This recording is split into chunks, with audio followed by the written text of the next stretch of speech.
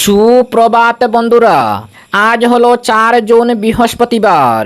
আজকের সকালের বরাক উপত্যকার শ্রীভূমি, করিমগঞ্জ, শিলচর, হাইলাকান্দি সহ আসামের বিশেষ বিশেষ খবরগুলি হলো: অসমে পাশ হওয়া ইউসিসি অর্থাৎ ইউনিফর্ম সিভিল কোড অভিন্ন দেওয়ানি বিধি সম্পর্কে জনসাধারণকে অবগত করার লক্ষ্যে বরাক উপত্যকার হাইলাকান্দি ও শিলচর সহ অসম রাজ্যের বিভিন্ন জেলায় বিজেপির সাংবাদিকের সম্মেলন।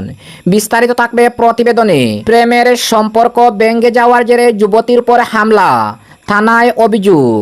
অসমে হেলমেট ছাড়া বাইক চালালে 1 মাসের জন্য মোটরসাইকেল বাজেয়াপ্ত করার দাবি বিজেপি বিধায়কের। জলাবদ্ধতা ও বেহালে জাতীয় সড়কের প্রতিবাদে শ্রীভূমি, করিমগঞ্জ জেলায় গণধর্ণা, বৃহত্তর আন্দোলনের হুঁশিয়ারি। শিলচরে নাবালিকা স্কুল ছাত্রীকে অপহরণের অভিযোগে আটক 2 যুবক।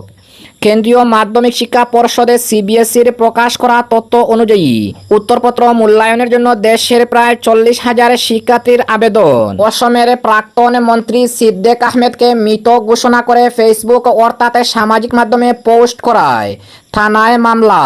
এবং মসজিদের মাইকে আজান বন্ধের দাবিতে 18 সংগঠনের স্মারকলিপি। তাহলে বিস্তারিত খবরে যাওয়ার আগে অবশ্যই ভিডিওটিতে একটি লাইক দিয়ে চ্যানেলটি সাবস্ক্রাইব করে পাশের বেল আইকনটি বাজিয়ে রাখবেন এবং ফেসবুক পেজে দেখে থাকলে পেজটি ফলো করে ভিডিওটি শেয়ার করবেন যাতে সঠিক খবরগুলি সবার কাছে পৌঁছাতে পারি। এবার শুনুন আজকের খবরের বিস্তারিত। প্রথম খবর, অসমে পাশ হওয়া ইউসিসি অর্থাৎ ইউনিফর্ম সিভিল কোড অভিন্ন দেওয়ানি বিধি সম্পর্কে জনসাধারণকে অবগত করার লক্ষ্যে বরাক উপত্যকার শিলচর, হাইলাকান্দি সহ অসম রাজ্যের বিভিন্ন জেলায় বিজেপির সাংবাদিকের সম্মেলন।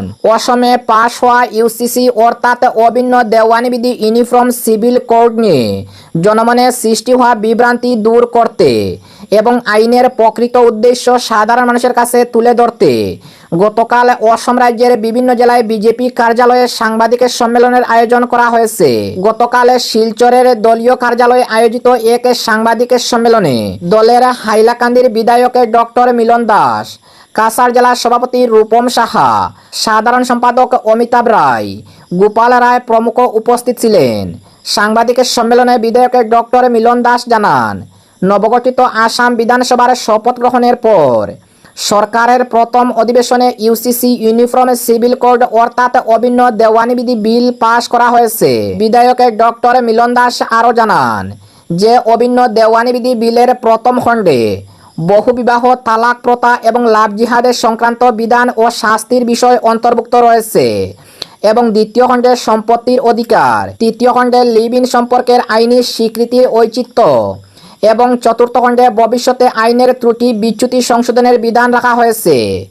সাংবাদিক সম্মেলনে জেলার বিজেপি সভাপতি রূপম সাহা জানান, মহিলাদের কল্যাণ, সম্পত্তি অধিকার ও মহিলাদের সামাজিক নিরাপত্তা নিশ্চিত করার ক্ষেত্রে এই আইন কার্যকরী পদক্ষেপ গ্রহণ করবে। এদিকে ভারতীয় জনতা পার্টির হাইলাকান্দি জেলা শাখার উদ্যোগে গতকাল ইউসিসি অর্থাৎ অভিন্ন দেওয়ানি বিধির বিভিন্ন দিক নিয়ে অবগত করানোর উদ্দেশ্যে এক সাংবাদিকের সম্মেলনের আয়োজন করা হয়েছে। এতে বক্তব্য রাখতে গিয়ে শিলচরের বিধায়ক ডক্টর রাজদীপ রায় জানান, এই আইন আসামের সব নাগরিকের জন্য সমান দেওয়ানি বিধি নিশ্চিত করার লক্ষ্যে প্রদান করা হয়েছে। ডক্টর রাজদীপ রায় বিশেষভাবে বহুবিবাহ, লিভ ইন রিলেশনশিপ, উত্তরাধিকার এবং পারিবারিক আইনের বিভিন্ন বিষয় নিয়ে আলোচনা করেন। সাংবাদিকের সম্মেলনে বিজেপির জেলা সভাপতি কল্যাণ গোস্বামী, হাইলাকান্দি পৌরসভার সভাপতি মানব চক্রবর্তী প্রমুখ উপস্থিত ছিলেন। অপরদিকে প্রেমের সম্পর্ক ভেঙে যাওয়ার জেরে যুবতীর উপর হামলা, থানায় অভিযোগ দায়ের। নলবাড়ির হত্যাকাণ্ডের ঘটনার রেশ কাটতে না কাটতেই এবার অসম রাজ্যের মরিগাঁও জেলার মিকিরবেটা এলাকায় এক যুবকের বিরুদ্ধে প্রাক্তন প্রেমিকাকে প্রাণনাশের চেষ্টা করার গুরুতর অভিযোগ উঠেছে। অভিযুক্ত যুবক রিবুল আলী বলে জানা গেছে। অভিযোগ অনুযায়ী কিছুদিন আগে প্রেমের সম্পর্ক ভেঙে যাওয়ার পর থেকেই রিবুল আলী ওই যুবতীকে ব্ল্যাকমেল করার পাশাপাশি একাধিকবার হেনস্থা ও মারধর করে আসছিল। গত মঙ্গলবার রাত প্রায় 10:30টার দিকে অভিযুক্ত যুবতীর বাড়িতে গিয়ে তাকে ধারালো অস্ত্র দিয়ে হামলা চালায় এবং তাকে হত্যার চেষ্টা করে বলে অভিযোগ। ঘটনার পর আহত যুবতী ও তার পরিবারের সদস্যরা থানায় অভিযোগ জানাতে গেলে রিবুল আলী এবং তার পরিবারের লোকজন পুনরায় তাদের উপরে হামলার চেষ্টা করে বলে অভিযোগ উঠেছে। স্থানীয় বাসিন্দাদের তৎপরতায় পরিস্থিতি নিয়ন্ত্রণে আসে। পরে মিকিরবেটা থানায় রিবুল আলী ও তার 2 ভাইয়ের বিরুদ্ধে লিখিত অভিযোগ দায়ের করা হয়। রাতেই পুলিশ অভিযুক্তদের খুঁজে অভিযান চালালেও তারা পালিয়ে যেতে সক্ষম হয় বলে জানা গেছে। ভুক্তভোগী পরিবারের অভিযোগ, পরদিন সকালে রিবুল আলী আবারও যুবতীকে প্রাণনাশের হুমকি দেয় এবং পরিবারের সদস্যদের সতর্ক থাকার নামে ভয়ভীতি প্রদর্শন করে। এদিকে অভিযোগ দায়েরের পর অভিযুক্তদের গ্রেফতারে পুলিশের পক্ষ থেকে কার্যকর পদক্ষেপ দেখা যাচ্ছে না বলে ক্ষোভ প্রকাশ করেছে ভুক্তভোগী পরিবার। রিবুল আলী গৌহাটির একটি বেসরকারি শপিং মলে কর্মরত ছিল বলে জানা গেছে। বর্তমানে সে মহানগরীতে আত্মগোপন করে রয়েছে বলে সন্দেহ পরিবারের। অভিযুক্তদের দ্রুত গ্রেফতার করে কঠোর শাস্তির দাবিতে সরব হয়েছে পরিবার ও স্থানীয় বাসিন্দারা। অপরদিকে অসমে হেলমেট ছাড়া বাইক চালালে 1 মাসের জন্য মোটরসাইকেল বাজেয়াপ্ত করার দাবি বিজেপি বিধায়কের। হেলমেট ছাড়া মোটরসাইকেল চালানোর বিরুদ্ধে আরও কঠোর ব্যবস্থা নেওয়ার দাবি জানালেন অসমের বিহপুরিয়া বিধানসভা কেন্দ্রের বিজেপি বিধায়ক ভূপেন বরা। সাম্প্রতিক একাধিক মর্মান্তিক সড়ক দুর্ঘটনায় যুবকদের মৃত্যুর ঘটনার পর তিনি জরিমানার পাশাপাশি মোটরসাইকেল 1 মাসের জন্য বাজেয়াপ্ত করার প্রস্তাব দিয়েছেন। গতকাল বুধবার সাংবাদিকদের সঙ্গে কথা বলতে গিয়ে বিধায়ক ভূপেন বরা বলেন, অসমে বিশেষ করে তরুণদের মধ্যে মোটরসাইকেলে দুর্ঘটনাজনিত মৃত্যুর সংখ্যা উদ্বেগজনকভাবে বাড়ছে। তিনি আরও জানান, তার বিধানসভা কেন্দ্রের টিকিরা অঞ্চলে সম্প্রতি একাধিক পরিবার সড়কের দুর্ঘটনায় আপনজন হারিয়েছে। বিধায়ক ভূপেন বরা বলেন, আমাদের এলাকায় 3 জন যুবক মোটরসাইকেলে দুর্ঘটনায় প্রাণ হারিয়েছে। আরও একজন যুবক গুরুতর আহত অবস্থায় মৃত্যুর সঙ্গে পাঞ্জা লড়ছে। বিধায়ক বলেন, এই ধারাবাহিক দুর্ঘটনাগুলি এলাকাবাসীর মধ্যে গভীর উদ্বেগ তৈরি করেছে। বিশেষ করে ক্ষতিগ্রস্ত পরিবারগুলির অনেকেই আর্থিকভাবে দুর্বল। বিধায়কের মতে মিসিং সম্প্রদায়ের মধ্যে দুর্ঘটনাজনিত মৃত্যুর পর প্রচলিত সামাজিক ও ধর্মীয় আচার অনুষ্ঠান পালনে বিপুল খরচ হয়, যা শোকাহত পরিবারের উপর অতিরিক্ত আর্থিক চাপ সৃষ্টি করে। তিনি জানান, বিজেপি কর্মীরা ক্ষতিগ্রস্ত পরিবারগুলির পাশে দাঁড়ানোর চেষ্টা করেছে, তবে ভবিষ্যতে এমন দুর্ঘটনা রোধে আরও কঠোর প্রতিরোধমূলক পদক্ষেপ নেওয়া জরুরি। বিধায়ক ভূপেন বরা প্রস্তাব দেন, 19 থেকে 25 বছর বয়সী মোটরসাইকেল চালকদের জন্য বিশেষ গতিসীমা নির্ধারণের বিষয়টি রাজ্য সরকারের বিবেচনা করা উচিত। বাণিজ্যিক যানবাহনের ক্ষেত্রে যেমন গতি নিয়ন্ত্রণ ব্যবস্থা রয়েছে, তেমনই মোটরসাইকেলের ক্ষেত্রে কিছু সীমাবদ্ধতা আরোপ করা হলে বেপরোয়া গাড়ি চালানো কমানো সম্ভব হবে বলে তিনি মত প্রকাশ করেন। তিনি আরও জানান, বিহপুরিয়া এলাকায় ট্রাফিক আইন প্রয়োগ আরও কঠোর করতে তিনি স্থানীয় পুলিশ প্রশাসনের সঙ্গে আলোচনা করবেন। বিধায়ক বরা বলেন, যারা হেলমেট ছাড়া মোটরসাইকেল চালাচ্ছে তাদের বিরুদ্ধে কঠোর ব্যবস্থা নেওয়া উচিত। বর্তমানে যে জরিমানার বিধান রয়েছে তার পাশাপাশি থানাগুলিকে এমন ক্ষমতা দেওয়া উচিত যাতে তারা ওই মোটরসাইকেল 1 মাসের জন্য বাজেয়াপ্ত করতে পারে। তিনি প্রশ্ন তুলেন, বারবার সচেতনতা প্রচার এবং আইনি বিধান থাকা সত্ত্বেও কিভাবে হেলমেটবিহীন চালকরা নির্বিঘ্নে রাস্তায় চলাচল করেছেন। বিধায়কের মতে কঠোর আইন প্রয়োগ এবং জনসচেতনতা বৃদ্ধির মাধ্যমে সড়ক নিরাপত্তা নিশ্চিত করা জরুরি। তা না হলে আরও বহু মূল্যবান প্রাণ অকালে ঝরে যেতে পারে। উল্লেখ্য, অসমের সাম্প্রতিক সময়ে 2 চাকার যানবাহন সংক্রান্ত দুর্ঘটনায় মৃত্যুর সংখ্যা বৃদ্ধিকে ঘিরে উদ্বেগ বাড়ছে। এই প্রেক্ষাপটেই বিজেপি বিধায়কের এই মন্তব্য বিশেষ তাৎপর্যপূর্ণ বলে মনে করা হচ্ছে। অপরদিকে জলাবদ্ধতা ও বেহাল জাতীয় সড়কের প্রতিবাদে শ্রীভূমি করিমগঞ্জ জেলায় গণধর্ণা, বৃহত্তর আন্দোলনের হুঁশিয়ারি। দীর্ঘদিন ধরে চলতে থাকা জলাবদ্ধতা, কৃত্রিম বন্যা পরিস্থিতি এবং বেহাল জাতীয় সড়কের কারণে জনজীবনে নেমে আসা দুর্ভোগের প্রতিবাদে গতকাল বুধবার শ্রীভূমি করিমগঞ্জ শহরে গণধর্ণা কর্মসূচি পালিত হয়েছে। শ্রীভূমি করিমগঞ্জ জেলার শম্ভুসাগর পার্ক প্রাঙ্গণে রবীন্দ্রনাথ ঠাকুরের মূর্তির পাদদেশে আয়োজিত এই কর্মসূচিতে বিভিন্ন রাজনৈতিক দলের নেতা, সমাজকর্মী ও সচেতন নাগরিকরা অংশ নিয়ে অবিলম্বে সমস্যার স্থায়ী সমাধানের দাবি জানান। ধর্নায় উপস্থিত ছিলেন বিশিষ্ট সমাজসেবী সতু রায়, উত্তর করিমগঞ্জের বিধায়ক জাকারিয়া আহমেদ পান্না, জেলা কংগ্রেসের সভাপতি তাপস পুরকায়স্থ সুব্রত দেব, জ্যোতিষ পুরকায়স্থ শাহাদত আহমেদ চৌধুরী, অরুণাংশু ভট্টাচার্য, চন্দন চক্রবর্তী, নির্মল দে, সুব্রত পাল, আতিকুল বাড়ি চৌধুরী, পূর্ণিমা চৌধুরী, পিলকু দাস, সুজিত কুমার পাল, মনোলিনা নন্দী রায়, সুখেলা দত্ত চৌধুরী, সন্দীপ নন্দী, রুচিতা পুরকায়স্থ সহ বিশিষ্ট ব্যক্তিবর্গরা গতকাল সকাল 11টা থেকে দুপুরে 2টা পর্যন্ত চলা কর্মসূচিতে বক্তারা অভিযোগ করেন, সামান্য বৃষ্টিতেই শহরের অধিকাংশ এলাকায় জলমগ্ন হয়ে পড়ে। গত 16 মে ভারী বৃষ্টির পর বিভিন্ন ওয়ার্ডে নালা নর্দমার খারাপ জল গড়ে ঢুকে ব্যাপক ক্ষয়ক্ষতি ও দুর্ভোগের সৃষ্টি করেছিল। এই পরিস্থিতির স্থায়ী সমাধানের দাবিতে গত 29 মে নাগরিক সভা থেকে গণধর্ণার সিদ্ধান্ত নেওয়া হয় বলে জানান সতু রায়। উত্তর করিমগঞ্জের বিধায়ক জাকারিয়া আহমেদ পান্না বলেন, জলাবদ্ধতা নিরসনে জল নিষ্কাশনের পথ বাধামুক্ত করা, নালাগুলি প্রশস্ত করা এবং প্রয়োজনীয় স্থানে বক্স কালভার্ট নির্মাণ করা জরুরি। এর পাশাপাশি সরকারি জমি দখলমুক্ত করা এবং পৌরসভার উদ্যোগে নিয়মিত ড্রেন পরিষ্কারের উপর জোর দেন তিনি। জাতীয় সড়কের ভগ্নদশা প্রসঙ্গে তিনি NHIDCL দ্রুত এবং স্থায়ী সংস্কারমূলক পদক্ষেপের দাবি জানান। অপরদিকে শিলচরে নাবালিকা স্কুল ছাত্রীকে অপহরণের অভিযোগে আটক 2 যুবক। শিলচরের সোনাই থানার অন্তর্গত এলাকায় এক নাবালিকা স্কুল ছাত্রীকে অপহরণের অভিযোগকে কেন্দ্র করে চাঞ্চল্যের সৃষ্টি হয়েছে। ঘটনাটি মঙ্গলবার সংঘটিত হয়েছে বলে অভিযোগ। পরিবার সূত্রে জানা গেছে, 10ম শ্রেণীর ওই ছাত্রী নতুন বাজার এলাকার বাড়াবাড়ি থেকে বিদ্যালয়ের উদ্দেশ্যে রওনা হওয়ার পর নিখোঁজ হয়ে যায়। পরে পরিবারের পক্ষ থেকে অভিযোগ করা হয় শিলচরের সোনাই থানার মেনিপুরের 2য় খণ্ড এলাকার বাসিন্দা নিজামুদ্দিন শেখ নামে এক ব্যক্তি তাকে বলপূর্বক নিয়ে গেছে। ঘটনার পরে ছাত্রীর মা শিলচরের সোনাই থানায় একটি FIR দায়ের করেন। শিলচরের সোনাই থানায় অভিযোগ দায়েরের পর পুলিশ দ্রুত তদন্ত শুরু করে। পুলিশ সূত্রে জানা গেছে, অভিযুক্ত নিজামুদ্দিন শেখ এবং তার সহযোগী হিসাবে অভিযুক্ত জয়নুল আহমেদ শেখকে আটক করা হয়েছে। একই সঙ্গে নাবালিকাকে উদ্ধার করতেও সক্ষম হয় পুলিশ। জানা যায়, অভিযুক্তরা একটি মোটরসাইকেলে করে ছাত্রীটিকে নিয়ে গিয়েছিল। শিলচরের সোনাই থানার পুলিশ অভিযান চালিয়ে দুলাল গ্রাম সংলগ্ন শুকতলা এলাকা থেকে 2 অভিযুক্তকে আটক করেছে। ঘটনার পর বিভিন্ন সামাজিক সংগঠনের প্রতিনিধিরা দ্রুত পদক্ষেপ নেওয়ার জন্য পুলিশের ভূমিকাকে প্রশংসা করেছেন।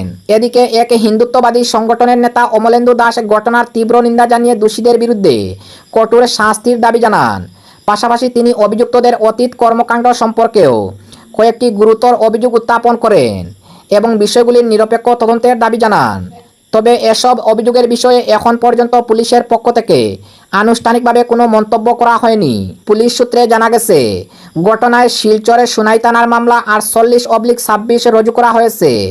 মামলাটি ভারতীয় ন্যায় সংহিতা BNS এর 87 ও 61(2) ধারায় নথিভুক্ত করা হয়েছে। ঘটনার তদন্ত অব্যাহত রয়েছে। অপরদিকে কেন্দ্রীয় মাধ্যমিক শিক্ষা পর্ষদের CBSEর প্রকাশ করা তথ্য অনুযায়ী উত্তরপত্র মূল্যায়নের জন্য দেশের প্রায় 40,000 শিক্ষার্থীর আবেদন। কেন্দ্রীয় মাধ্যমিক শিক্ষা পর্ষদের CBSEর প্রকাশ করা তথ্য অনুযায়ী দেশের প্রায় 40,000 শিক্ষার্থী তাদের উত্তরপত্র পুনর্মূল্যায়নের জন্য আবেদন করেছেন এবং কোনো ধরনের অসুবিধা ছাড়াই আবেদন প্রক্রিয়া সম্পূর্ণ করেছে। CBSE গতকালের আওতাধীন 10ম ও দ্বাদশ শ্রেণীর ছাত্রছাত্রীদের উত্তরপত্রের স্ক্যান কপি পুনর্মূল্যায়ন করার জন্য লাইভ পোর্টাল চালু করেছে। আগামী 6 জুন পর্যন্ত এই পোর্টাল খোলা থাকবে বলে CBSEর পক্ষ থেকে জানানো হয়েছে। পর্ষদ এক বিবৃতিতে বলেছে, উত্তরপত্রের স্ক্যান কপি লাভ করা শিক্ষার্থীরা এই সুবিধা লাভ করবে। নিরাপত্তাজনিত কারণে আধার প্রত্যয়িতকরণের ব্যবস্থাও এই সুবিধায় সংযুক্ত করা হয়েছে। আধার নম্বরে না থাকা শিক্ষার্থীরা মা বাবা, অভিভাবক অথবা নিকটাত্মীয়ের আধার নম্বর ব্যবহার করতে পারবে। CBSEর সূত্রে জানানো হয়েছে, প্রতিটি উত্তরপত্রের মূল্যায়ন বাবদ ছাত্রছাত্রীদের 100 টাকা করে ফিজ জমা দিতে হবে। প্রতিটি প্রশ্নের মূল্যায়নের জন্য 25 টাকা করে দিতে হবে। এই মাসুল অনলাইনে UPI, credit card, debit card অথবা নেট ব্যাংকিংয়ের মাধ্যমে দেওয়া যাবে। এর জন্য CBSEর প্রকাশ করা ভিডিও দেখে এই ব্যবস্থা সম্পর্কে সবিশেষ জানার আহ্বান জানানো হয়েছে। উল্লেখ্য, পর্ষদের পরীক্ষায় প্রাপ্ত নম্বরে অসন্তোষ ছাত্রছাত্রীদের তাদের উত্তরপত্র পুনরায় পরীক্ষা করার সুযোগ প্রদান করার জন্য সংশ্লিষ্ট কর্তৃপক্ষ গত 26 মে অনলাইন পোর্টাল লাইভ হবে বলে ঘোষণা করেছিল। তবে কিছু প্রযুক্তিগত সমস্যার জন্য এই সময়সীমা 1 জুন পর্যন্ত বাড়ানো হয়েছিল। তবে গতকাল পোর্টালটি চালু করা সম্ভব হয়েছে। অপরদিকে অসমের প্রাক্তন মন্ত্রী তথা দক্ষিণ করিমগঞ্জের প্রাক্তন বিধায়ক ও মন্ত্রী সিদ্দিক আহমেদকে মৃত ঘোষণা করে সামাজিক মাধ্যমে ফেসবুকে পোস্ট করায় থানায় মামলা। সামাজিক যোগাযোগ মাধ্যমে প্রাক্তন মন্ত্রী সিদ্দিক আহমেদের মৃত্যুর ভুয়া খবরে ছড়িয়ে পড়াকে কেন্দ্র করে শ্রীভূমি, করিমগঞ্জ জেলা সহ রাজ্য জুড়ে ব্যাপক চাঞ্চল্যের সৃষ্টি হয়েছে। জীবিত ও চিকিৎসাধীন অবস্থায় থাকা এই বর্ষিয়ানের রাজনৈতিক ব্যক্তিত্বকে মৃত বলে ফেসবুকে পোস্ট করার আত্মীয় স্বজনের মধ্যে আতঙ্কের পরিবেশ তৈরি হয়েছে। অভিযোগ অনুযায়ী মঙ্গলবার গভীর রাতে খানভাই নামে এক পরিচালিত একটি ফেসবুক অ্যাকাউন্ট থেকে প্রাক্তন মন্ত্রী সিদ্দিক আহমেদের মৃত্যুর খবর প্রকাশ করা হয়। পোস্টটি দ্রুত ভাইরাল হয়ে পড়লে অসংখ্য মানুষ এই বিষয়টিকে সত্য বলে ধরে নেন। রাতভর পরিবারের সদস্যদের কাছে ফোন কল আসতে থাকে, ফলে তারা চরম মানসিক চাপে পড়েন। বর্তমানে রক্তের ক্যান্সারের চিকিৎসাধীন সিদ্দিক আহমেদের অসুস্থতার কারণে নিজে থানায় যেতে না পারায় তার ব্যক্তিগত সহকারী সালেহ আহমেদকে প্রয়োজনীয় আইনগত পদক্ষেপ গ্রহণের দায়িত্ব দেন। এরপর পাতারকান্দি থানায় লিখিত অভিযোগ দায়ের করা হয়। পাশাপাশি জাতীয় সাইবার ক্রাইম রিপোর্টিং পোর্টালেও অভিযোগ জমা দেওয়া হয়েছে। অভিযোগকারীর পক্ষের দাবি, উদ্দেশ্য প্রণোদিতভাবে মিথ্যা তথ্য ছড়িয়ে একজন অসুস্থ ব্যক্তির মানহানি করা হয়েছে এবং পরিবারকে মানসিকভাবে বিপর্যস্ত করা হয়েছে। ঘটনার নিরপেক্ষ তদন্ত ও দোষীদের বিরুদ্ধে কঠোর আইন অনুযায়ী ব্যবস্থা গ্রহণের দাবি জানানো হয়েছে। পুলিশ প্রশাসন বিষয়টির তদন্ত শুরু করেছে বলে জানা গেছে। এবং আজকের শেষ খবরটি, মসজিদের মাইকে আজান বন্ধের দাবিতে 18 সংগঠনের স্মারকলিপি। ধেমাজি জেলার সীমান্তবর্তী জুয়াই এলাকায় বিভিন্ন মসজিদে উচ্চস্বরে মাইকে আজান দেওয়াকে কেন্দ্র করে বিতর্কের সৃষ্টি হয়েছে।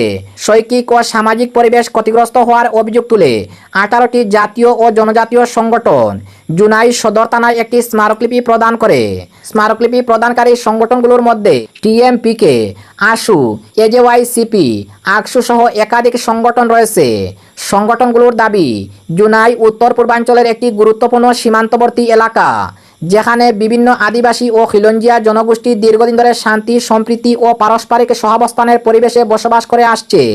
তবে সাম্প্রতিক সময়ে কয়েকটি মসজিদে উচ্চস্বরে মাইকে আজান সম্প্রচারকে কেন্দ্র করে সাধারণ মানুষের মধ্যে অসন্তোষ তৈরি হয়েছে বলে অভিযোগ করা হয়েছে।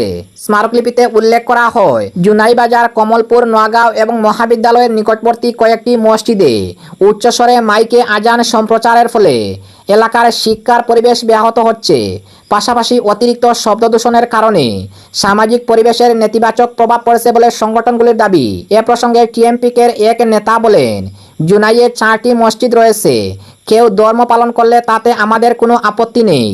ধর্মনিরপেক্ষ দেশে প্রত্যেকেরই নিজ নিজ ধর্ম পালনের অধিকার রয়েছে, কিন্তু ধর্মীয় কার্যক্রমের কারণে অন্যদের অসুবিধার সম্মুখীন হতে হলে তা গ্রহণযোগ্য নয়।